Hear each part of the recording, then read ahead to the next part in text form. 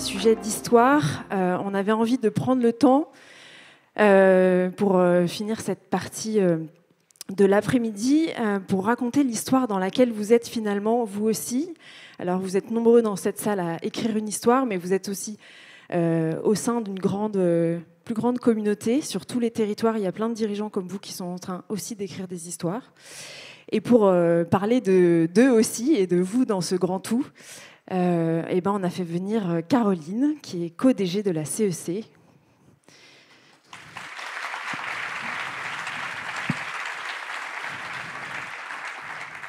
Merci Caroline d'être là et c'est à toi. Merci Marianne, merci à tous et à toutes de m'accueillir. En fait, j'avais préparé, ma raison à préparer des slides. Je vais laisser parler ma passion. Je vais essayer de me débrancher mon cerveau de ce qui va suivre. En même temps, je vais essayer de vous raconter cette histoire de la CEC dans laquelle, personnellement, je me suis engagée il y a maintenant plus de 3 ans. J'ai fait partie de ces premiers qui pensaient que ça allait peut-être marcher. Et aujourd'hui, je suis hyper fière de voir que ça bouge ici et que ça bouge aussi à d'autres endroits. Donc je suis effectivement co-DG. Alors tout à l'heure, François parlait des relations. Donc je suis co-DG en relation avec un autre co-DG qui s'appelle Eric. Et ensemble, on a ce mandat de faire que la CEC continue son aventure et continue à produire ce qu'elle produit aujourd'hui, et beaucoup d'émotions en tout cas. Cette mission, elle est ici, c'est une mission d'intérêt général, c'est une mission qui vient nous chercher sur la culture, sur vraiment un élan de changer cette économie extractive avec une économie régénérative, en tout cas dans cette visée-là. C'est pas juste des comment on fait ou des plans d'action, c'est surtout vraiment un changement de façon de regarder les choses, c'est un changement culturel. Et c'est pour ça qu'on reste une association, et j'ai compris que c'était la clé de l'évolution. Donc une association d'intérêt général et que ça nous tient à cœur, c'est très engageant parce que c'est un projet qui est beaucoup plus grand que nous. On a aussi fait notre feuille de route, alors on l'a fait à plusieurs mains, on l'a terminée, on l'a écrite en fin d'année dernière. Je vais vous parler surtout de ce qu'elle représente. En fait, elle représente plusieurs choses. La première, c'est que je vous parle de l'asso CEC, qui est une association d'intérêt général, auquel on a associé un autre pilier qui s'appelle l'Institut, qui vient œuvrer là où l'asso d'intérêt général ne peut pas aller. C'est un institut à but commercial lucratif qui peut avoir des formations, produire des formations et aussi opérer des projets sur lesquels les entreprises auraient besoin d'avancer. Et aussi, on a un fonds de dotation qui est vraiment un endroit où on va flécher la circulation d'argent, puisque nos 3 piliers servent surtout à ne pas s'enrichir, mais à faire en sorte qu'on ait un équilibre financier qui nous permette de tenir dans la durée. En tant qu'association, on a des missions sociales, pas des activités, mais des missions sociales, et il y en a 4. La première, c'est de continuer pendant les 3 prochaines années à engager cette dynamique avec vous, les dirigeants, dans des parcours. Ensuite, on a un grand terrain, une grande friche à explorer avec vous, les alumni, futurs alumni. C'est un terrain dans lequel on veut trouver cette énergie de continuer l'aventure. Et donc la CEC sera là aussi pour trouver les moyens de continuer avec vous cette aventure. Un 3e axe qui nous tient vraiment à cœur, c'est aussi de réaliser des choses, de coopérer ensemble, de démontrer que cette économie à visée régénérative, ce n'est pas un concept, c'est vraiment quelque chose qui se passe. Et donc ça se passe par les coopérations, par la coévolution et par tous les projets qu'on va faire ensemble. Et puis, l'économie à visée régénérative ne s'arrête surtout pas aux frontières de la France, mais elle s'arrête aux frontières de ce monde. Et donc, on vise à créer des alliances à l'international, ce qui nous donne vraiment 3 terrains de jeu pour jouer avec vous. Les territoires, on est ici en bassin lyonnais-Alpes, région de cœur pour moi, puisque je suis lilloise. J'ai d'autres montagnes qui sont plus noires et plus charbonneuses. On a un autre territoire qui est la France. Vraiment, vous allez voir aussi qu'il y a beaucoup d'autres parcours. Et puis, le monde qu'on explorera aussi avec vous. Ça, c'est la raison qui parle. Je vais surtout vous en parler de 2. On va parler des hommes et des femmes qui composent ce collectif. Depuis plus de 3 ans, c'est 2500 dirigeants Planet Champion qui se sont engagés dans cette aventure.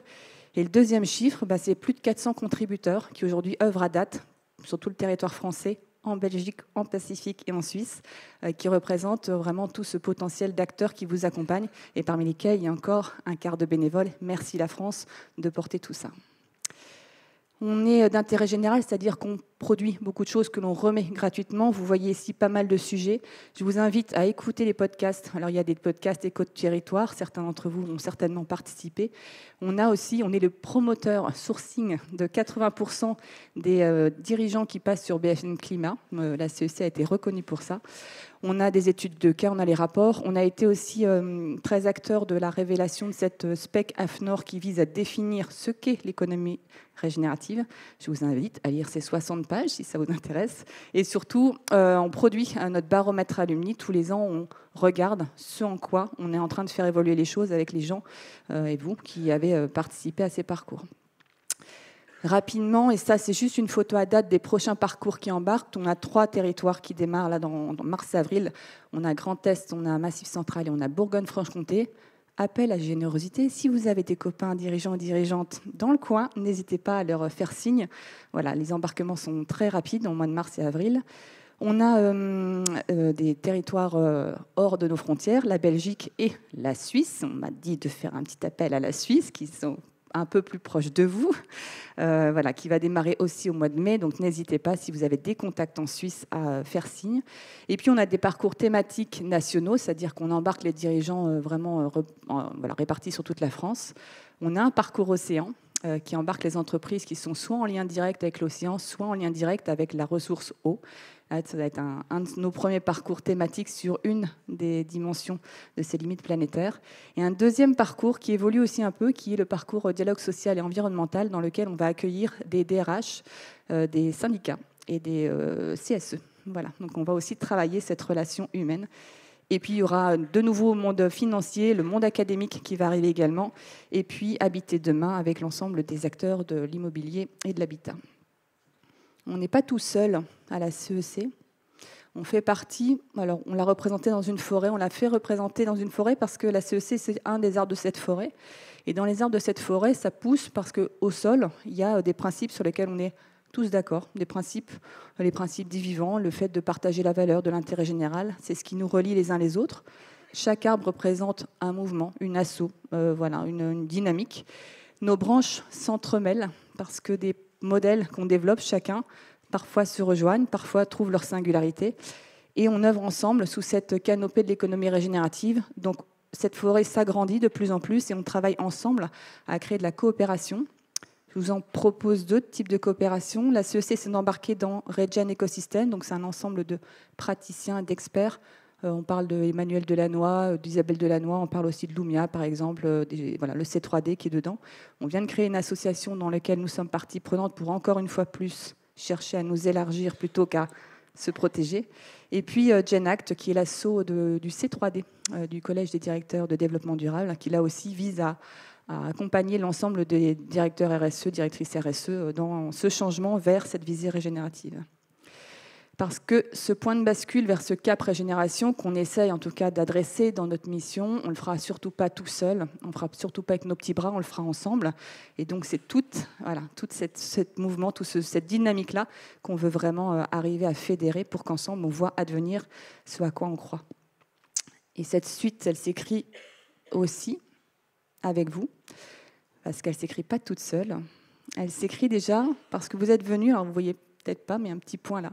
En fait, ça, c'est votre aventure personnelle dans un parcours CEC. Vous êtes venus à 2, dirigeants Planète Champion, et ensemble, vous avez formé un groupe, en tout cas un camp de base. Vous avez formé aussi parfois d'autres moments où vous êtes regroupés pour travailler sur une dynamique, un atelier. Ensemble, vous avez fait un grand collectif. Alors aujourd'hui, on a 2 grands collectifs. D'ailleurs, c'était très drôle de vous écouter dans les couloirs tout à l'heure. J'entendais « on est nombreux ».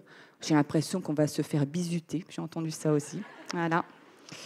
J'ai entendu ça fait bizarre. Alors, ça fait bizarre d'être de plus en plus nombreux. Et bien, tant mieux.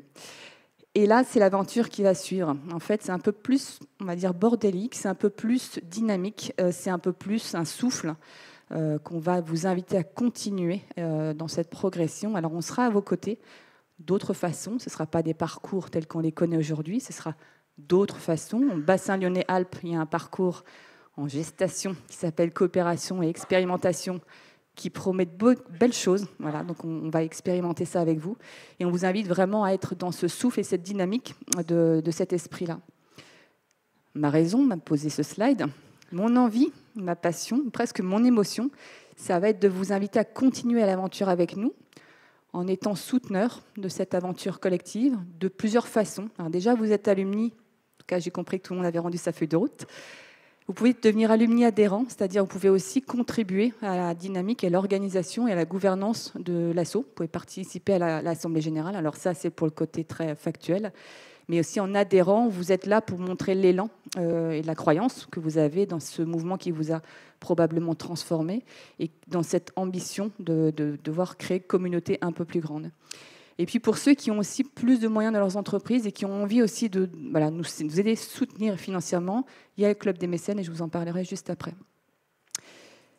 En fait, la communauté alumni, ce n'est pas juste une communauté d'anciens élèves de parcours. On ne va pas juste se faire des apéros et se retrouver en disant « c'était super, et t'en es où, et toi, qu'est-ce que tu deviens ?» En fait, on a vraiment aussi d'empowerer chez vous la notion d'être un regen leader. Alors, c'est peut-être le terme qu'on utilise aujourd'hui, il y en aura peut-être un autre. Ce slide-là, vous l'avez peut-être déjà vu avec Arthur Keller, qui nous avait présenté en fait les différentes typologies de posture qu'on avait dans un écosystème. Et parmi vous, il y a des explorateurs, il y a des gens qui sont plutôt en soutien, il y a plutôt des inspirateurs, il y en a qui sont des organisateurs, il y en a qui sont des faiseurs. Donc, trouvez votre place là-dedans et développez-la. Et on la développera ensemble parce qu'en fait, on met aussi en place dans cette sphère alumni, dans ce terrain de jeu, des moyens, des ressources pour aller augmenter et vous en capacité sur des choses. Je parle des éléments de coopération, des outils et ressources qu'on met à disposition. Je parle aussi du Club des mécènes qui est soutenant, des Top Voice pour vous envoyer, pour que votre voix porte. Voilà, il y a pas mal de choses que l'on met en place aussi. Et être Regen Leader, c'est aussi prendre ce costume-là et aller plus loin et continuer ce souffle. Devenir mécène, c'est financier, on ne va pas se mentir, on a aussi besoin de faire circuler de l'argent. Cette finance, elle peut trouver place sur votre territoire. Vous pouvez très bien décider d'être mécène de territoire bassin lyonnais, Alpes, et vous pouvez aussi très bien décider que cet argent peut soutenir de manière durable et pérenne, on espère des engagements au minimum sur 3 ans, parce que c'est un engagement fort, d'aller adresser d'autres projets pour nous aider à soutenir le mouvement, l'association, mais aussi des sujets comme par exemple le déploiement de nouveaux parcours ou d'aller chercher la dimension internationale. Encore une fois, c'est vous qui voyez. Mais en tout cas, devenir mécène, ça nous aide et ça nous soutient. Et je finis là-dessus. Alors, je ne savais pas que Violaine avait fait aussi l'Institut des futurs souhaitables.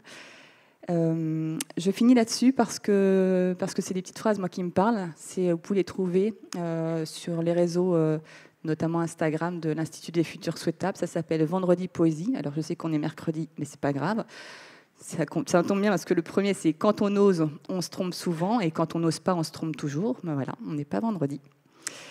La deuxième invitation, c'était nous allons continuer à marcher à contre-courant parce qu'à contre-cœur, nous n'y arriverons pas. Donc je vous invite parfois, dans les tumultes de la vie, à écouter le battement du cœur. On a au moins ça en commun. Et puis, votre expérience en tant que chenille est bientôt expirée, vos ailes sont prêtes. On est à la cérémonie de l'envol. Et j'ai été très touchée par ce que j'ai entendu, vraiment très touchée. C'est pour ça que je suis allée faire un petit tour aussi avant de vous parler. Je vous remercie de votre émotion, je vous remercie de déployer vos ailes, je vous remercie de continuer l'aventure même quand ce parcours se finira, parce que ça n'est qu'un début. Merci à toutes et tous. Et on va pouvoir prendre une petite pause. Voilà.